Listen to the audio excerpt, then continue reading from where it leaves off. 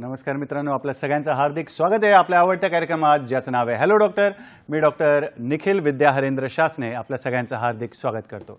मित्रांनो, कार्यक्रमाचा श्री गणेश करूया एका संस्कृत सुभाषिताने. सुभाषित असं आहे, आंब कुंभ इव अंबस्थो, आंब कुंभम इव अंबस्थो, जीर्यमाणा सदा घटा, जीर्यमाणा सदा घटः, तथा शरीरे मर्तव्यम, तथा शरीरे मर्तव्यम, वैद्याम व्याधिनाशनम, वैद्याम व्याधिनाशनम.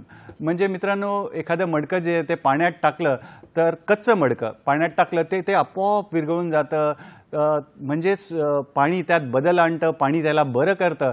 तसंच आपले ज्या शरीरातले जे रोग आहेत ते समान कुठल्याही आरोग्य जे वर्धक असं औषध आहे ते दिल्यावर ते बरं होतं. म्हणजेच समान घटकाने समान तत्वाने त्याचं औषध त्याला देता येतं, ज्याला आपण आपल्या मराठी भाषेत म्हणतो काट्याने काटा काढणं, किंवा लोहा लोहे को काटता है, किंवा लाईक क्युअर लाईक, किंवा विषस्य औषधम. तर या तत्वावर काम करणारी जी औषध पद्धती आहे त्याविषयी आज आपली चर्चा रंगणार आहे. जाणकार मित्रांनी आजचा आपला विषय ओळखलाच असेल. पाहूया आजचा आपला विषय काय. आजचा आपला विषय आहे जागतिक होमिओपॅथी दिवस. बरोबर, आजचा आपला विषय आहे जागतिक होमिओपॅथी दिवस, जो 10 एप्रिल रोजी साजरा केला जातो. आणि या विषयावर मार्गदर्शन करण्यासाठी आज आपल्याकडे होमिओपॅथिक तज्ज्ञ आलेले आहेत, आणि जे की माजी अधिष्ठाता आहेत MUHS नाशिक, म्हणजेच Maharashtra university of health sciences, ज्यालाच आपण महाराष्ट्र आरोग्य विज्ञान विद्यापीठ नाशिकचे माजी अधिष्ठाता डॉक्टर धनाजी बागल आपल्यासोबत आहेत. नमस्कार सर, स्वागत आहे कार्यक्रमात. नमस्कार. नमस्कार मित्रांनो, डॉक्टर साहेबांचा तुमच्याशी परिचय करून देतो. डॉक्टर धनाजी गोविंद बागल, आपण माजी अधिष्ठाता आहात महाराष्ट्र आरोग्य विज्ञान विद्यापीठ नाशिक होमिओपॅथी शाखेचे. आपण विद्यमान विद्या परिषदेचे सदस्य देखील आहात MUHS नाशिक येथे. आपण प्राध्यापक आहात, विभाग प्रमुख आहात, होमिओपॅथिक रेपर्टरी या विभागाचे. नवी मुंबईतील सुप्रसिद्ध जे कॉलेज आहे YMT होमिओपॅथिक महाविद्यालय खारघर येथे. शिक्षणाविषयी सांगायचं झालं तर सरांनी MD केलेलं आहे होमिओपॅथिक रेपर्टरी या विषयामध्ये. पुढे सरांनी PhD देखील केलेला आहे होमिओपॅथी या विषयामध्ये. सरांच्या वैद्यकीय अध्यापनाचा जर अनुभव सांगायचा झाला तर 32 वर्षाहून अधिक काळ सर वैद्यकीय अध्यापन करतात. पदव्युत्तर विद्यार्थ्यांना तर शिकवतात, मार्गदर्शन करतात, त्यांचे गाईड देखील आहेत, आणि सोबत होमिओपॅथिक चिकित्सक म्हणून देखील सरांनी 32 वर्षाहून अधिकचा अनुभव आहे. महाराष्ट्र आरोग्य विज्ञान विद्यापीठ नाशिक येथे सरांनी जी सेवा दिली त्याविषयी तुम्हाला सांगू इच्छितो. 2006 पासून सरांनी विविध प्राधिकरणावरती, म्हणजेच अधिसभा म्हणा, सिनेट मेंबर, विद्या परिषद म्हणजेच अकॅडमिक काउन्सिल, परीक्षा विभाग यामध्ये उल्लेखनीय कामगिरी अशी केलेली आहे. 2019 साली जे वर्ल्ड आयुष एक्सपो झालं तर त्याच्यामध्ये होमिओपॅथी विभागाचं जे आयोजन आहे ते सरांनी केलेलं आहे. आणि सर लेखक देखील आहेत. सरांनी होमिओपॅथीविषयी 3 पुस्तकं लिहिलेली आहेत, आणि वैद्यकीय विद्यार्थी म्हणा त्याचे धडे वाचत असतात, त्या पुस्तकाचा अभ्यास करत असतात. आणि सरांनी वैद्यकीय सेवेमध्ये जे योगदान केलेलं आहे त्या कार्यांचा विविध संस्थांतर्फे त्यांचा सन्मान सत्कार देखील झालेला आहे. उदाहरणार्थ द्यायचं झालं तर 2016 मध्ये सरांना भारतरत्न मदर तेरेसा सुवर्ण पदक पुरस्कार मिळालेला आहे. 2015-16 मध्ये NJH ऑथर्स अवॉर्ड मिळालेला आहे. 2017 मध्ये doctor Mahendra Singh memorial award देखील मिळालेला आहे. आणि पुढे 2019 मध्ये सरांना आरोग्य धनसंपदा हा पुरस्कार देखील प्राप्त झालेला आहे. आणि सरांनी राष्ट्रीय आणि आंतरराष्ट्रीय पातळीवर अनेक शोध निबंध प्रकाशित केलेले आहेत, सोबत व्याख्यानं देखील दिलेली आहे. आणि जर खाजगी आठवण सांगायची झाली तर सरांनी मला देखील शिकवलेलं आहे. मी पदव्युत्तर जेव्हा MD करत होतो तर सरांनी मला शिकवलेलं आहे, मार्गदर्शन केलेलं आहे. कार्यक्रमाचा श्री गणेश करूया. हॅलो डॉक्टर, कार्यक्रमात स्वागत आहे. तर डॉक्टर बागल सर, आम्हाला सांगा की हा होमिओपॅथी दिवस जो आहे 10 एप्रिल हा का साजरा करतात, त्यामागे काय उद्देश आहे त्याविषयी कृपया आम्हाला सांगा.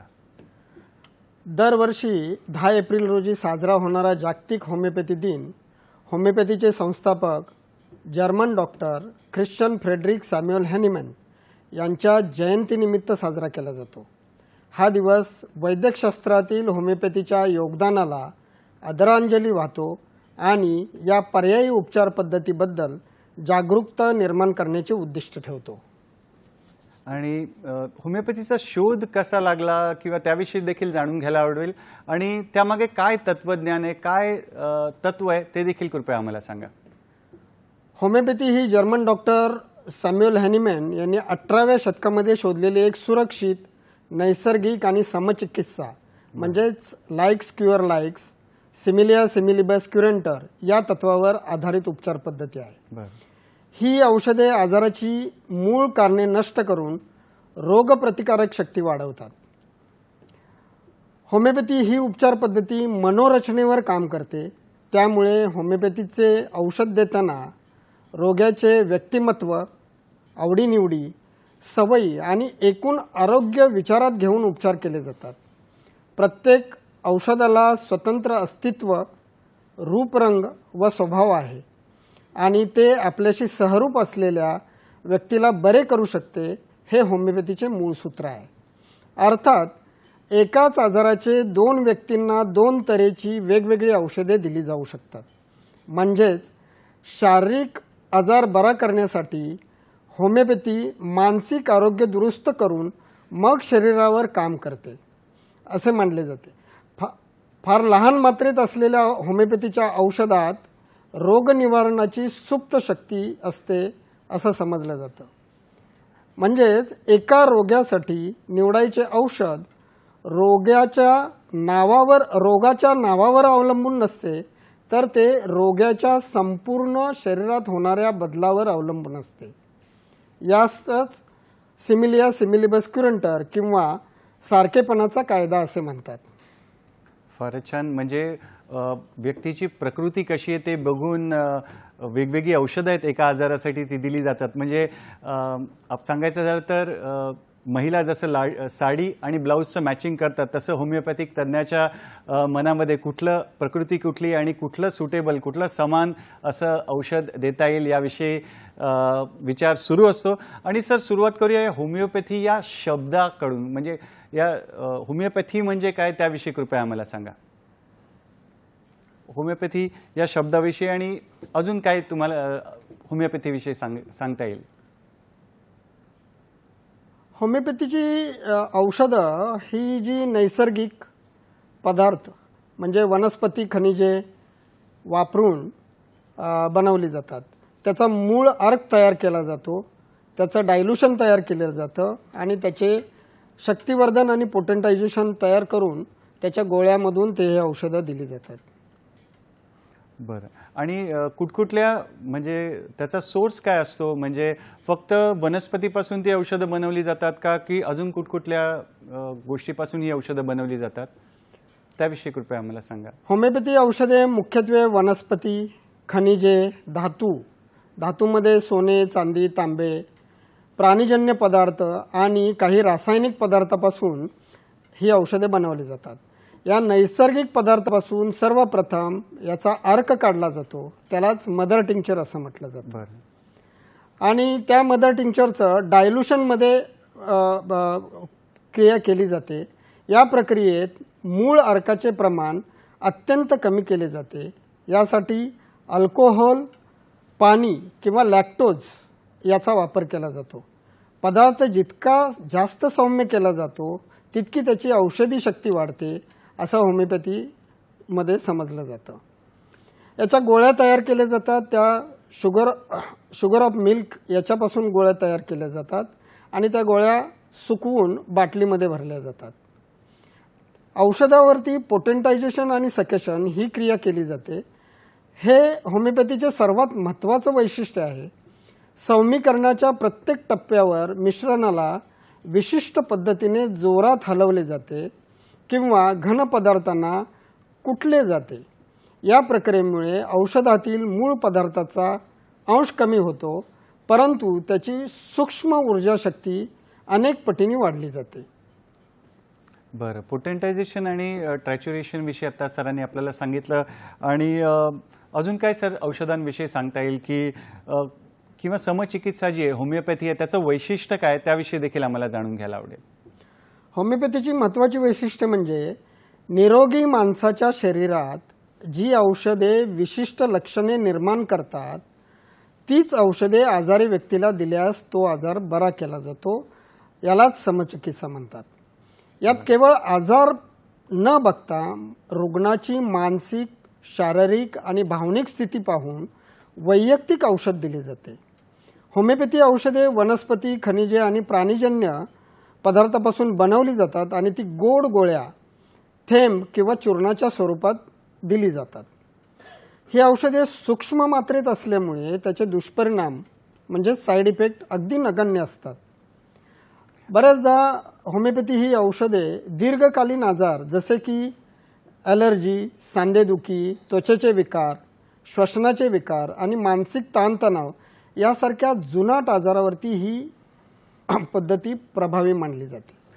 सरांनी आता गोड गोळ्यांचा उल्लेख केला तर आपण बघतो की लहान मुलं म्हणा आनंदाने ह्या गोळ्या ज्या आहेत गोड गोळ्या घेण्यासाठी कधी कधी येतात. तर होमिओपॅथीच्या इतिहासाविषयी पण सरांकडून जाणून घेऊया.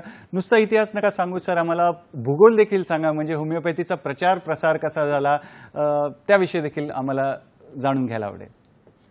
होमिओपॅथीचे जनक डॉक्टर सॅम्युअल हॅनिमॅन यांनी 200 वर्षापूर्वी या पद्धतीचा शोध लावला. बार्क ऑफ चायना म्हणजे सिंकोना बार्क या औषधाच्या प्रयोगातून हॅनिमॅन यांनी समचिकित्सा तत्वाचा शोध लावला. त्यांनी स्वतःवर प्रयोग करून पाहिले की निरोगी शरीरात मलेरियाची लक्षणे निर्माण करणाऱ्या औषधाने मलेरिया बरा होतो.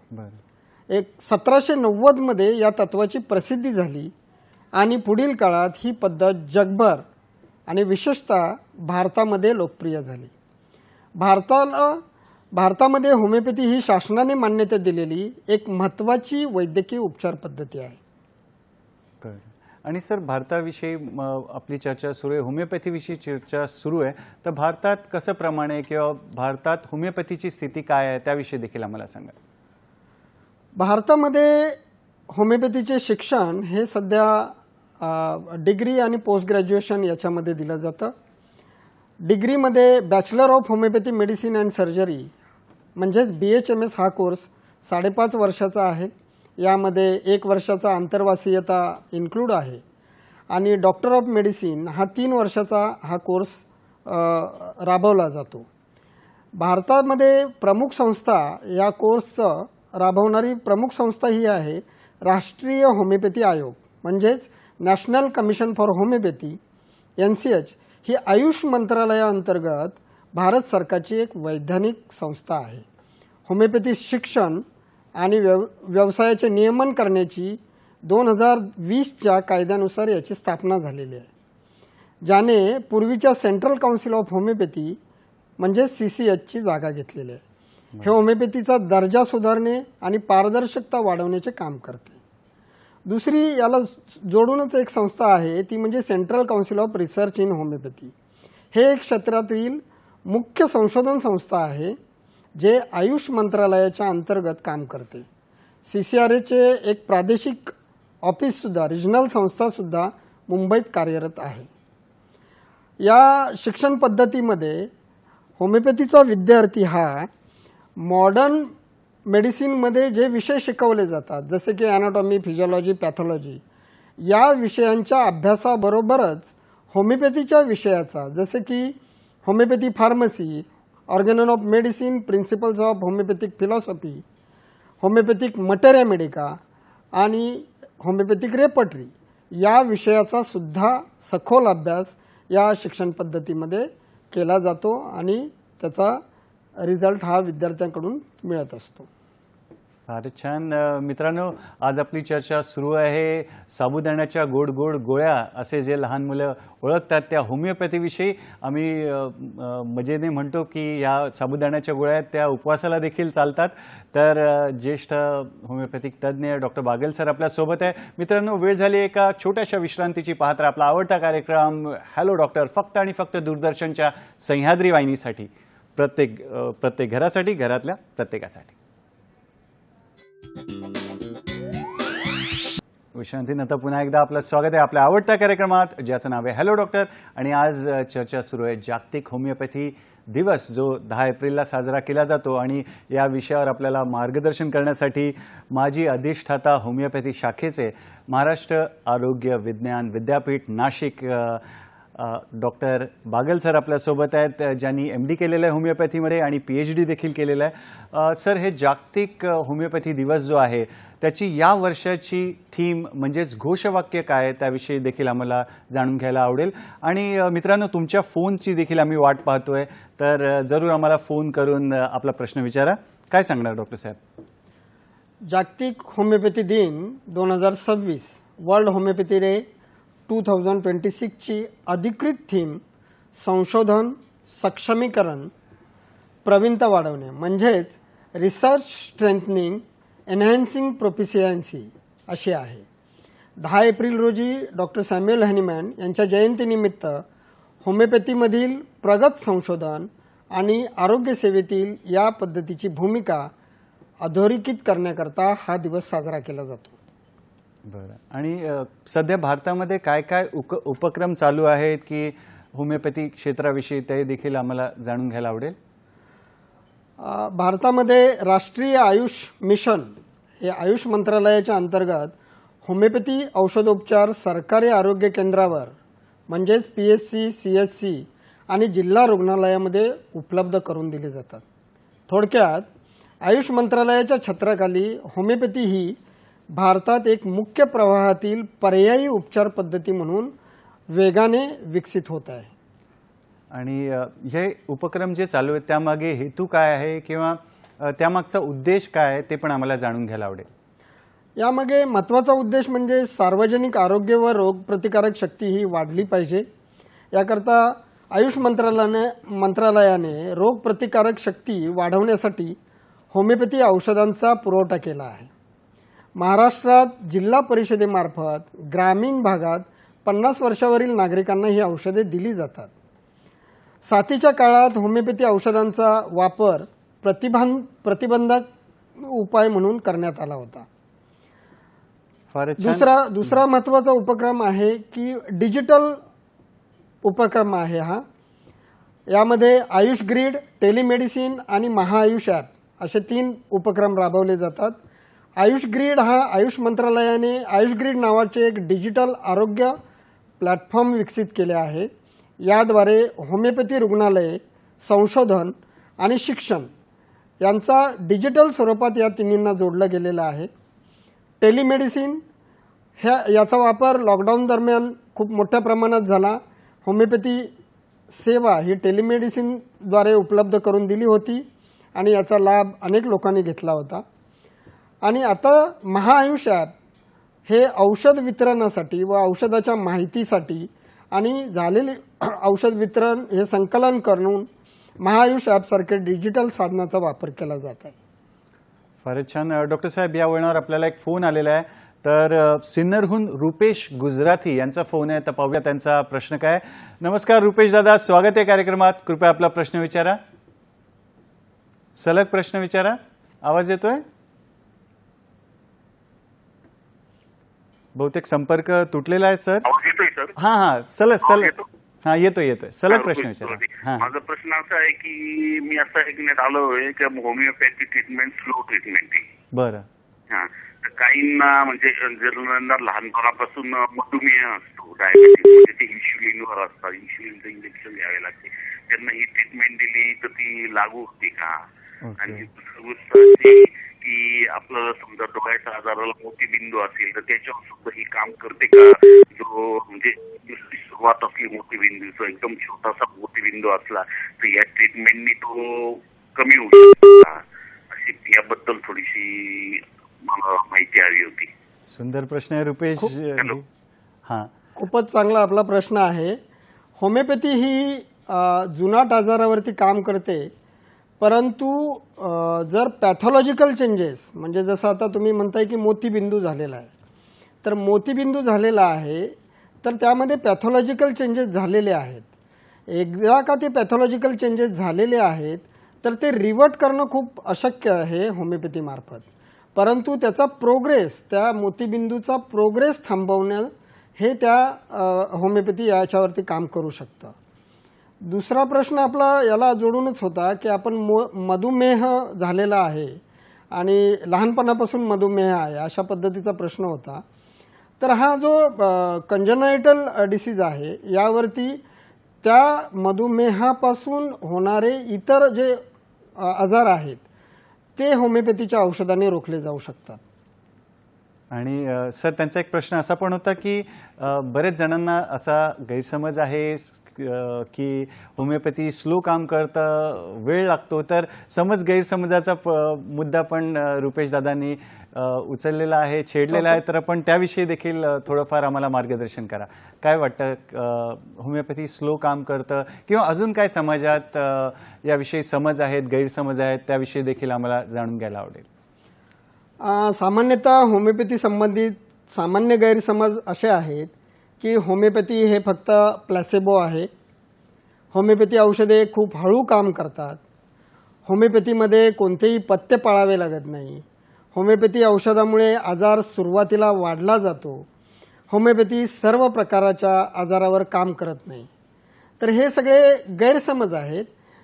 याच्यावरती तथ्य जी काय आहेत ही तथ्य मी ओघाने सांगत आहे.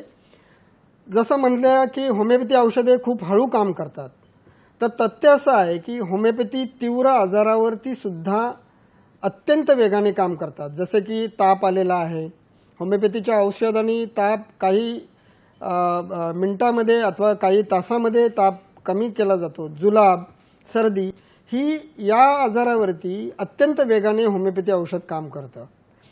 जे जुनाट आजार आहेत, हे जे खूप वर्षापासून आजार आहेत, तर याची लक्षणं कधीकधी रुग्णांनाच सांगण्याकरता किंवा रुग्णांकडूनच त्याचा दुर्लक्षित केली जातात, जी होमिओपॅथीच्या दृष्टीने ती लक्षणं महत्त्वाची आहेत. आणि ती लक्षणं मिळण्याकरता आणि रुग्णांची पूर्ण मानसिक शारीरिक ही पूर्ण तपासून त्याची घेण्याकरता हा वेळ लागतो. म्हणून जुनाट आजारावरती मूळ कारण शोधणं आणि मूळ कारण शोधून ते नष्ट करण्यासाठी मात्र थोडा वेळ लागू शकतो. दुसरा गैरसमज असा आहे की होमिओपॅथीमध्ये काही प्रमाणात काही लोक म्हणतात की स्टेरॉइड वापरली जातात. अतिशय चुकीचं विधान आहे हे. होमिओपॅथी औषधे ही नैसर्गिक स्त्रोत्रापासून म्हणजेच वनस्पती, खनिजे याच्यापासून बनवली जातात आणि त्यात स्टेरॉइड अजिबात नसतात. अजून गैरसमज असा आहे की होमिओपॅथी औषधे फक्त साखरेच्या गोळ्या आहेत.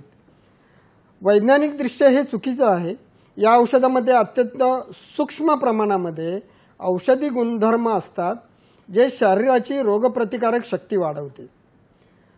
नंतर एकाच आजारावरती एकच पांढऱ्या गोळ्यांचे औषध दिले जाते. होमिओपॅथीमध्ये व्यक्तीच्या शारीरिक मानसिक लक्षणानुसार औषध बदलते. भलेही गोळ्यांचा रंग एकसारखा दिसत असला तरी त्यामध्ये औषध जे दिलेलं असतं हे वेगळं असतं. नंतर काही लोकांचा असा प्रश्न असतो की होमिओपॅथी सोबत इतर औषधं घेता येत नाहीत. तर होमिओपॅथी औषधं ॲलोपॅथिक औषधासोबत सुद्धा म्हणजे जे क्रॉनिक डिसिजेस आहेत की जसं की डायबिटीस आहे, ब्लड प्रेशर आहे, हायपरटेन्शन आहे, त्या औषधाबरोबर होमिओपॅथी औषधं घेणं हे अतिशय सुरक्षित मानलं गेलेलं आहे आणि याचं संशोधन झालेलं आहे. होमिओपॅथी औषधं सुरू असताना काही कांदा लसूण खाऊ नये अशा पद्धतीचं सुद्धा काही चर्चा असतात. तर हेही खरं नाही आहे. फक्त काही विशिष्ट औषधांचा परिणाम कांदा लसूणामुळे कमी होऊ शकतो. त्यामुळे डॉक्टर सल्ल्यानुसार तुम्ही परहेज पाळावा. थोडक्यात सांगायचं काय तर होमिओपॅथी ही एक वैज्ञानिक उपचार पद्धती असून ती चुकीच्या कल्पनेमुळे बदनाम होत आहे. योग्य होमिओपॅथी डॉक्टराच्या सल्ल्याने उपचार घेणे नेहमीच फायदेशीर ठरते. फारच छान रुपेश दादा, तुम्ही छान प्रश्न विचारला. त्याच्यामुळे समाज प्रबोधन पण झालं आणि समाजात जे गैरसमज आहेत त्याविषयी चर्चा पण झाली. आणि स्लो काम करतं तर कधी कधी असं होतं की बाकी सगळ्या पॅथीवर मध्ये गेल्यावर नंतर शेवटी होमिओपॅथीकडे येतो. त्याच्यामुळे पण असं वाटू शकतं आणि सरांनी छान सांगितलं आपल्याला सूक्ष्म प्रमाणात औषध असलं तरी आपल्याला ॲटॉम बॉम्बची पॉवर माहिती आहे की किती त्याची पॉवर आहे. म्हणजे औषध जरी सूक्ष्म प्रमाणात असलं तरी त्याचा इफेक्ट जाणवतो आणि आपण सगळ्यांनी ॲटॉम बॉम्ब काय करू शकतो याविषयी आपल्या सगळ्यांना माहिती आहे. तर असेच मित्रांनो छान आम्हाला प्रश्न करा जेणेकरून आपल्याला हा जो विषय आहे तो नीट समजून घेता येईल. डॉक्टर साहेब पुढच्या प्रश्नाकडे वळतो आणि केंद्र सरकारची जी काय धोरणं आहेत होमिओपॅथी तर तुम्ही आला आहात तर आम्हाला ती पण जाणून घ्यायला आवडेल. केंद्र सरकारची काय धोरणं आहेत होमिओपॅथीबाबत? 2014मध्ये आयुष मंत्रालय, केंद्र शासनाकडून आयुष मंत्रालय हा विभाग स्वतंत्र स्थापन करण्यात आला आणि त्यासाठी एक स्वतंत्र मंत्री नेमण्यात आला आणि स्वतंत्र कार्यभार म्हणजे कॅबिनेट दर्जाचा कार्यभार ह्या आयुष मंत्रालयाला देण्यात आला. होमिओपॅथीमधील दर्जेदार संशोधनाला पाठिंबा देण्यासाठी आयुष मंत्रालयाने सेपरेट अर्थसंकल्पीय तरतूद वाढवली आहे. महाराष्ट्रात आयुष चिकित्सा प्रणाली अंतर्गत ग्रामीण भागामध्ये होमिओपॅथी औषधाच्या पुरवठ्यासाठी ग्रामपंचायतीमार्फत निधी खर्च करण्यात येतो. जागतिक स्तरावर मान्यता मिळवण्याकरता आयुष मंत्रालयाकडून सुद्धा हा दिवस साजरा केला जातो. थोडक्यात आयुष मंत्रालयाकडून होमिओपॅथी आता केवळ पर्यायी उपचार पद्धती न राहता मुख्य प्रवाहातील आरोग्य सेवेचा एक भक्कम भाग बनत आहे. आर्थिक वर्ष 2026-27साठी आयुष मंत्रालयाकडून आयुष मंत्रालयासाठी एकूण बजेट 4,408.93 कोटी इतकं हे बजेट आयुष मंत्रालयात स्थापन केलेलं आहे. आणि हे आयुष मंत्रालय म्हणजे फक्त होमिओपॅथीसाठी सेपरेट हे बजेट नसून आयुष विभागामध्ये येणारे आयुर्वेदा, योगा, युनानी, नॅचरोपॅथी यासाठी आहे सेपरेट. त्यामुळे मागील वर्षातील वाढ ही जी आयुष मंत्रालयामध्ये आहे बजेटमध्ये हे 20% वाढ औषध संशोधन संस्थाचा विस्तार आणि होमिओपॅथीसह सर्व पारंपरिक प्रणालीचे सक्षमीकरण करण्यासाठी हे बजेट प्रोव्हाइड केलेलं आहे. फारच छान. डॉक्टर साहेबांकडून आपल्याला आयुष मंत्रालय म्हणजे काय, त्याची काय धोरणं आहेत आणि बरंच काही जाणून घ्यायचं आहे होमिओपॅथीविषयी. तुर्तास वेळ झाली एका छोट्याशा विश्रांतीची. पाहत आपला आवडता कार्यक्रम हॅलो डॉक्टर फक्त आणि फक्त दूरदर्शनच्या सह्याद्री वाहिनीवर. विश्रांतीनंतर पुन्हा एकदा आपलं स्वागत आहे आपल्या आवडत्या कार्यक्रमात ज्याचं नाव आहे हॅलो डॉक्टर. आणि आज चर्चा सुरू आहे जागतिक होमिओपॅथी दिवस जो की 10 एप्रिलला साजरा केला जातो. आणि या विषयावर मार्गदर्शन करायला ज्येष्ठ होमिओपॅथिक तज्ज्ञ डॉक्टर बागल सर आपल्यासोबत आहेत. बागल सर, मगाशी तुम्ही आम्हाला आयुष मंत्रालयाविषयी सांगितलं तर आयुषचा आम्हाला थोडासा फुल फॉर्म सांगा आणि पुढे संशोधनाविषयी देखील आम्हाला सांगा की भारतात होमिओपॅथीशी निगडीत काय काय संशोधन चालू आहे. तर पहिले आयुष मंत्रालय म्हणजे काय, म्हणजे त्याचा फुल फॉर्म आम्हाला सांगा. आयुष म्हणजे AYUSH म्हणजे AY म्हणजे आयुर्वेदा, युनानी, सिद्धा आणि होमिओपॅथी या चारही शाखांचं मिळून आणि आता योगा ॲड केलेला आहे यामध्ये. आणि याकरता आयुष मंत्रालय हे हा स्वतंत्र कारभाराचं मंत्रालय हे स्थापन झालेलं आहे केंद्र शासनामध्ये. आता आयुष मंत्रालयातर्फे आयुर्वेदालाही संशोधनासाठी प्रक्रिया करण्याकरता दिलेला आहे आणि होमिओपॅथीमध्ये सुद्धा आहे. भारतामध्ये होमिओपॅथी संशोधनाचा सध्याचा काळ हा वैज्ञानिक पुराव्यावर म्हणजेच इव्हिडन्स बेस आधारित असून तो पारंपरिक पद्धतीकडून आधुनिक संशोधनाकडे झुकणार आहे. 2024 ते 26च्या कालखंडामध्ये होमिओपॅथी शिक्षणाची मागणी वाढली असून संशोधनातही मोठ्या प्रमाणात प्रगती झालेली आहे. यासाठी आयुष मंत्रालयाच्या अंडर ज्या प्रमुख संशोधन संस्था आहेत होमिओपॅथीमध्ये ही central council for research in homeopathy ही आयुष मंत्रालयाअंतर्गत काम करणारी मुख्य संस्था देशभरामध्ये आहे. ही देशभरामध्ये होमिओपॅथीचं जे संशोधन होतं याकरता ती समन्वय करते. 2025-26मध्ये CCRHने अनेक नवीन संशोधन प्रकल्प आणि स्कॉलरशिप विद्यार्थी जे संशोधन करतात त्याकरता स्कॉलरशिप योजना सुरू केलेल्या आहेत. नवी मुंबईमध्ये सुद्धा एक संशोधन संस्था कार्य करत असते जी क्लिनिकल संशोधन करते आणि रुग्णावर उपचार OPD आणि IPD या क्षेत्रामध्ये ती सक्रिय आहे. फारच छान. संशोधनामध्ये महत्त्वाचं काय आहे तर होमिओपॅथी औषधाचे प्रमाणीकरण करणं, त्याची गुणवत्ता वाढवणं आणि नॅनो पार्टिकल्सच्या उपस्थितीवर संशोधन करणं यावर भर दिला जात आहे. संशोधनाचा प्रमुख विषय या CCRH अंडर आहेत की कॉन्स्टिट्यूशनल ट्रीटमेंट. जो होमिओपॅथीचा बेस जो आहे की होमिओपॅथी ट्रीटमेंट ही कॉन्स्टिट्यूशनल म्हणजे पेशंट ॲज अ पर्सन या वरती आधारित आहे. तर त्यावरती संशोधन हे महत्त्वाचा मुद्दा तिथं आहे. साथीच्या रोगांवरती जसं कोविड-19 ही साथीचा रोग आला आणि त्यावेळी मोठी डिझास्टर झालं, तर साथीच्या रोगावरती सुद्धा होमिओपॅथी किती प्रभावीपणे काम करेल अशा पद्धतीनं सुद्धा एक संशोधन चालू आहे. मायक्रोबायकल रेझिस्टन्स यावरती हे संशोधन चालू आहे. कर्करोग आणि इतर गंभीर आजारावरती सुद्धा संशोधन चालू आहे. बालरोग आणि कुपोषणाच्या व्यवस्थापनात सुद्धा होमिओपॅथीच्या औषधांचा अभ्यास आता सध्या भारत देशामध्ये चालू आहे. फारच छान. आणि कुठल्या संस्थांमार्फत हे संशोधन केलं जातं त्याविषयी देखील आम्हाला सांगा. यामध्ये संस्था प्रामुख्याने central council of research in homeopathy ही संस्था कार्य करते. या संस्थेमार्फत देशभरामध्ये जवळजवळ 300 होमिओपॅथी महाविद्यालय आहेत. या 300 होमिओपॅथी महाविद्यालयामधून अंडर ग्रॅज्युएट आणि पोस्ट ग्रॅज्युएट हे कोर्सेस चालवले जातात.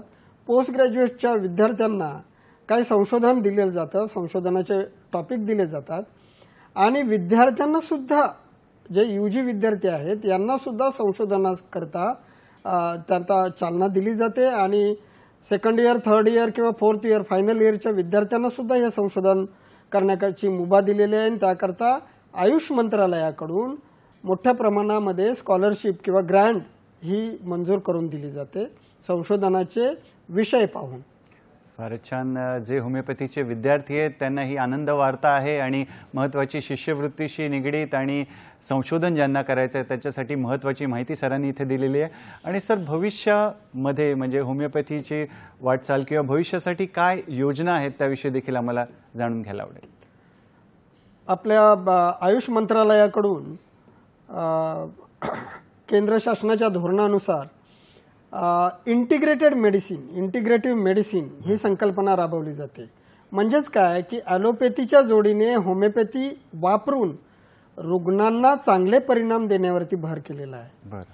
दुसरा असा भाग आहे की डिजिटल हेल्थ संशोधन जे देशभरामध्ये चाललेलं आहे, या संशोधनाचा डेटा संकलित करण्याकरता डिजिटल तंत्रज्ञानाचा वापर केला जाईल आणि यामधून हा पूर्ण डाटा संकलित करून CCRH मार्फत तो एकत्रित केला जात आहे. आणि या संदर्भामध्ये भारत म्हणजे आपल्या देशामध्ये वर्ल्ड होमिओपॅथी डे हा 10 व 11 एप्रिल म्हणजे आज आणि उद्या या 2 दिवस दिल्ली येथेच हा साजरा केला जातो. आणि यामध्ये संकल्पना हे ठेवलेली आहे शाश्वत आरोग्यासाठी होमिओपॅथी फॉर सस्टेनेबल हेल्थ या विषयावर वैज्ञानिक चर्चासत्र ते तिथं वेगवेगळ्या स्वरूपात आयोजित केलेले आहेत. थोडक्यात आज होमिओपॅथी संशोधन हे केवळ उपचारापुरतं मर्यादित राहिलेलं नसून वैज्ञानिक पुराव्यासह त्याची उपयुक्तता सिद्ध करण्याच्या दृष्टीने जात आहे, ज्यामध्ये भारत सरकार आणि central council of research in होमिओपॅथीकडून खूप मोठं पाठबळ मिळत आहे. आणि सर, प्रामुख्याने कुठल्या आजारांवर होमिओपॅथीमध्ये काम केलं जातं किंवा जास्त करून आपण सक्सेस पाहतो त्याविषयी आम्हाला सांगा. आजपर्यंतच्या संशोधनानुसार प्रामुख्याने त्वचा विकार, बरं, जसे की एक्झिमा आहे, सोरियासिस, त्वचा खाजणे, चामखीळ, वॉट्स, ॲलर्जी यावर होमिओपॅथी प्रभावी औषध आहे.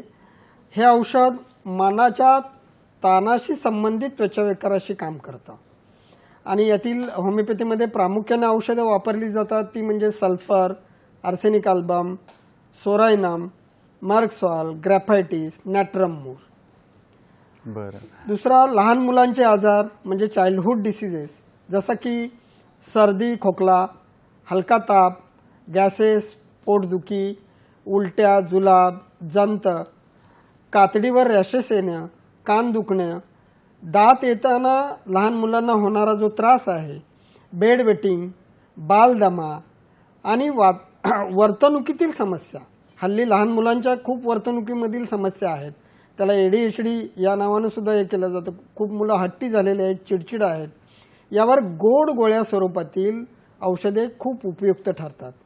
यामध्ये अलेमसिपा, बरायटाकाब, ब्रायोनिया अल्बा, ॲकोनाइट, कल्केरिया फॉस यासारखी औषधं वापरली जाऊ शकतात.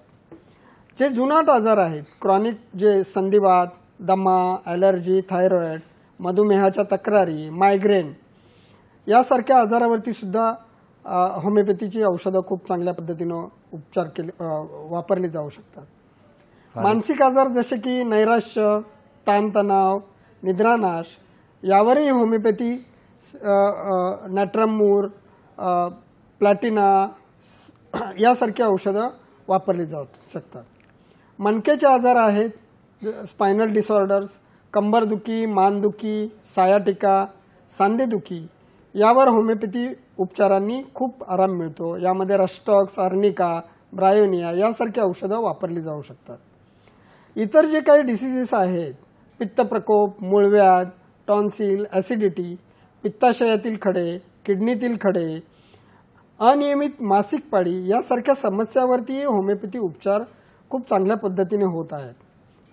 सर्वात महत्त्वाची टीप म्हणजे होमिओपॅथी औषध निवडताना रुग्णाची शारीरिक लक्षणे, मानसिक स्थिती, स्वभाव, आवडीनिवडी आणि कौटुंबिक इतिहास विचारात घेतला जातो. कोणताही आजार बरा करण्यासाठी तज्ज्ञ होमिओपॅथी डॉक्टरांचा सल्ला घेणं आवश्यक आहे. फारच छान. डॉक्टर साहेब, या वळणावर आपल्याला महाराष्ट्राचे जे सांस्कृतिक शहर आहे, राजधानी आहे सांस्कृतिक, पुण्यनगरी, विद्येचं माहेरघर असं पुण्यातून आपल्याला फोन आहे. मंगलताई आपटे यांचा फोन आहे. पाहूया त्यांचा प्रश्न काय.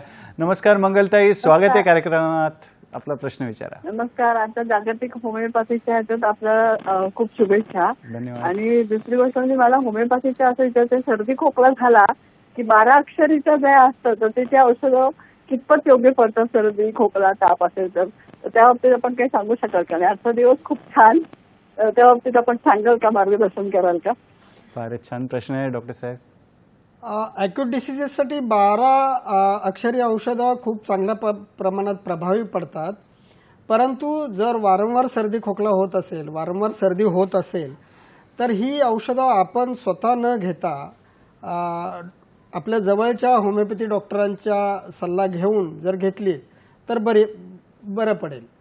आणि डॉक्टर साहेब, मंगलताईंनी छान प्रश्न विचारला, तर या प्रश्नावर देखील अधिक थोडंसं चर्चा करूया किंवा चिंतन, तुमचं मार्गदर्शन आम्हाला द्या. 12 अक्षर औषधी म्हणा किंवा आम्ही पुष्पौषधीविषयी पण ऐकतो, बॅच फ्लॉवर रेमेडीज, तर त्याविषयी आम्हाला काय सांगणार, म्हणजे त्याविषयी थोडं आम्हाला मार्गदर्शन करा. या खूप चांगल्या पद्धतीच्या कार्यपद्धतीमध्ये होमिओपॅथी उपचार पद्धतीमध्ये वापरल्या जातात. साधारण जो मूळ आजार आहे, जी कॉन्स्टिट्यूशन आहे रुग्णाचं, हे कॉन्स्टिट्यूशनच्या जोडीने आपणाला ही औषधं जर दिली तर ती खूप चांगल्या पद्धतीने इफेक्टिव्ह होत असतात. परंतु त्याचे जे लक्षणं आहेत, रुग्णाची लक्षणं पाहून 12 अक्षरी औषधं वापरणं किंवा बॅच फ्लॉवर रेमेडीज वापरणं हे उपयुक्त ठरेल. तज्ज्ञांच्या सल्ल्याने आपण घेतलेली तर अजून छान आपल्याला रिझल्ट्स मिळतील. मित्रांनो, तुम्ही देखील छान प्रश्न करताय आम्हाला फोन करून, त्याच्यामुळे आपल्याला हा टॉपिक अजून चांगल्या पद्धतीने कळतोय. तुर्तास वेळ झाली एका छोट्याशा विश्रांतीची. कुठेही जाऊ नका. जर गेलात तर मोबाईलवर कार्यक्रम पाहत राहा. फेसबुक, यूट्यूबवर आपण लाईव्ह आम्हाला पाहू शकता. तर घेऊया एक छोटीशी विश्रांती.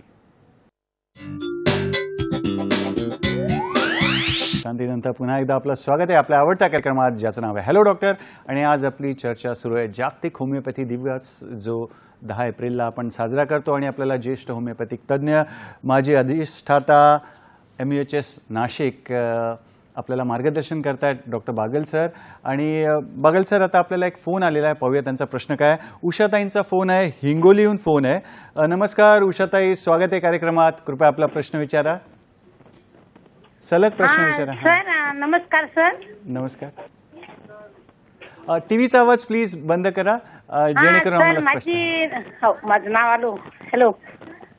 हॅलो, माझी नात हे बघा. हो. हा सलग हा. प्रश्न विचारा. माझी नात आहे 6 वर्षाची. तिच्या प्लेटलेट खूप कमी येतात सर. बरं हे म्हणजे 9 महिने झाले तिच्या प्लेटलेट वाढत नाही का? बरं. हा आणि काय विचारायचं आहे? हा तर 6 आम्ही वर्षाची. वेलोरला वगैरे. हा हा. हा अजून काही त्रास आहे 6 किंवा वर्ष. सर काही विचारायचं आहे तुम्हाला? तिच्या प्लेटलेट वाढतच नाही का? बरं काही औषधं वगैरे चालू आहेत किंवा काय? मग तिच्या प्लेटलेट वाढत नाही सर, ऐकायलाच बरं नाही का? बरं. चालेल चालेल चालेल. चालेल, अ, चालेल. ब- प्रश्न समजलाय, सरांकडून मार्गदर्शन घेऊया. हा सर. थोडक्यात त्याची कारणं शोधली पाहिजेत आणि ती कारणं शोधताना आपण जवळच्याच डॉक्टरना कन्सल्ट केलेलंच असेल किंवा आपले त्याच्यावरती काय पूर्वीचे उपचार चालू आहेत याबद्दल आपण कोणतंही भाष्य केलेलं नाही आहे. परंतु परभणी या शहरामध्ये एक काम करणारी संस्था आहे. आपण त्या संस्थेचा आम्ही आपणाला नंतर पत्ता वगैरे देऊ. त्या संस्थेमध्ये जाऊन आपण योग्य ती तपासणी करून घ्यावी आणि त्याच्यावरती उपचाराची पुढची दिशा ठरवता येईल. फारच छान. होमिओपॅथी उपचार होऊ शकतात त्या बाळावरती. होमिओपॅथी चांगल्या पद्धतीनं त्याच्यावरती परिणाम करेल, परंतु आपल्याला योग्य त्या तपासण्या कराव्या लागतील, त्याचा सर्वांगीण अभ्यास करावा लागेल आणि त्यानंतरच त्याच्यावरती भाष्य करता येईल. फारच छान. आपल्याला टी व्हीवरून कधी कधी सांगताना मर्यादा येतात, कारण की रुग्णाचं परीक्षण करणं, मुलीचं परीक्षण करणं गरजेचं आहे, तपासण्या करणं गरजेचं आहे. त्यानंतर त्याच्यासाठी सरांनी जसं सांगितलं जवळच्या होमिओपॅथिक तज्ज्ञाशी तुम्ही संपर्क साधू शकता. डॉक्टर साहेब पुढे वळूया आपण. ऑटो इम्युन डिसीज याविषयी आम्हाला सांगा, त्याची लक्षणं सांगा, होमिओपॅथीविषयी सांगा, त्याच्यामध्ये कसं काम करतं त्याविषयी. ऑटोइम्युन डिसीज होमिओपॅथी या इम्युन डिसीजवरती खूप चांगल्या पद्धतीनं काम करत आहे आणि खूप चांगल्या पद्धतीचे रिझल्ट आहेत. जे संशोधनातून जे रिझल्ट आलेले आहेत ते या ऑटोइम्युन डिसीजवरती मॉडर्न मेडिसिनमध्ये चांगल्या उपचार आहेत, परंतु ते टेम्पररी उपचार आहेत. परंतु होमिओपॅथीमधून याचे खूप चांगले रिझल्ट मिळालेले आहेत. तर हे आजार म्हणजे काय, तर जेव्हा शरीराची रोगप्रतिकारक शक्ती चुकून स्वतःच्याच निरोगी पेशीवर हल्ला करते, या आजारामध्ये सांधे, त्वचा, रक्तवाहिन्या आणि अवयवांना बाधित करू शकतात. प्रमुख आजारामध्ये संधिवात, रुमॅटॉइड आर्थरायटिस, सोरियासिस आणि थायरॉइडच्या समस्यांचा समावेश होतो, जे आजार महिलांमध्ये जास्त आढळतात. या आजाराची लक्षणं अशी असतात की सतत थकवा येणं, अशक्तपणा जाणवणं, सांधेदुखी, अंगावरती सूज किंवा कडकपणा, त्वचेवरती रॅशेस येणं, ताप आणि स्नायू दुखणं, पोटाच्या समस्या किंवा वजन कमी जास्त होत राहणं. बरं. अशा स्थितीमध्ये शरीरातील पेशी किंवा अवयवाची कार्यक्षमता काळाच्या ओघात कमी होत जाते. हे डिजनरेटिव्ह डिसीजेस आहेत. यामध्ये सुद्धा खूप चांगल्या पद्धतीनं होमिओपॅथी काम करते आणि त्याचे उपचारांती खूप चांगले रिझल्ट आहेत. या आजारामध्ये अल्झायमर, पार्किन्सन, संधिवात, डिजनरेटिव्ह डिस्क डिसीज यांचा समावेश होतो, ज्यामुळे वेदना, हालचाली यावरती मर्यादा येतात. बरं. सर जाता जाता आमच्या मित्रांना तुम्ही काय संदेश देणार? संदेश हाच आहे की होमिओपॅथीची साथ सोडू नका. आपला आजार मुळापासून बरा करायचा असेल तर होमिओपॅथीची वाट धरा आणि गोड औषध घ्या. फारच छान. मित्रांनो, वेळेला मर्यादा आहे, पण आमचं जे प्रेम आहे तुमच्यासाठी त्याला मर्यादा नाही आहे. तर आम्ही नवीन विषय घेऊन आपल्या भेटीला आपण येणारच आहोत. तर डॉक्टर बागल सर, तुम्ही आपल्या व्यस्त वेळापत्रकातून वेळात वेळ काढून इथे आलात, त्यासाठी दूरदर्शनच्या सह्याद्री वाहिनीतर्फे, नंतर आमचा जो हॅलो डॉक्टरचा संघ आहे त्यांच्यातर्फे आणि प्रेक्षक मित्रांतर्फे तुमचे खूप खूप आभार आणि पुढील वाटचालीसाठी खूप खूप शुभेच्छा. तर मित्रांनो, भेटूया एका नवीन. हां थोडक्यात सर सांगू शकता? मला सुद्धा खूप अभिमान आहे. माझा विद्यार्थी निखिल आज माझ्यासमोर या संभाषणासाठी किंवा माहिती घेण्यासाठी माझ्याकडून अगदी, आणि एखाद्या गुरुला अभिमानाची गोष्ट काय असू शकते की आपला शिष्य आज एवढ्या मोठ्या इंटरव्ह्यूसाठी इथं हजर राहिला आणि मला खूप गर्व आहे की माझे विद्यार्थी अशाच पद्धतीने पुढे जात राहील. आपणा सर्वांना जागतिक होमिओपॅथी दिनाच्या हार्दिक हार्दिक शुभेच्छा. आपण मला इथं बोलावलात, माझं मार्गदर्शन घेतलं, याबद्दल मी दूरदर्शनचा खूप खूप आभारी आहे. धन्यवाद. धन्यवाद. नमस्कार.